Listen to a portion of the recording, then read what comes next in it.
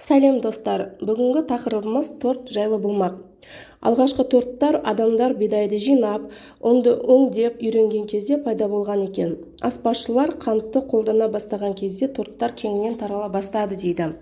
Үндістанда алғаш рет өндірілген қант араб елдеріне таралып, қиыр шығыстан әкелінген дәмдеуіштер мен хош иісті дәмдеуіштермен шебер араластырылған. 20 шілде халықаралық торттар күні. Торттардың да өзіндік мерекелер болады екен. Мысалы, бұл мереке Еуропа елінде айкекио деген ұранмен өтеді екен. Оның мағынасы мен саған қонаққа тортпен келемін дегенді білдіреді дейді. Тәттіні сүйіп жейтіндер үшін тортсыз шай ішу тұзсыз тамақ жеумен бірдей екен.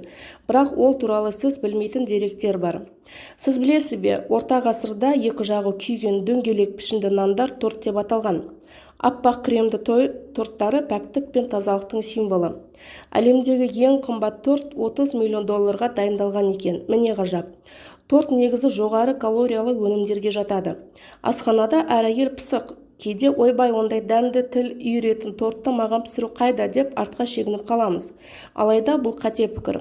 Бір әйелдің пісіргенін екінші ару да дайындай алады. Бастысы сізде ниет болса жеткілікті. Міне достар, торттың да өзіндік тарихы болады екен. Егер де осындай басқа да құнды ақпараттар алғыңыз келсе, арнама тіркеліп қоңыраушаны баса кетіңіздер. Өйткені әр салған видеомды жіберіп алмас үшін. Кездескенше.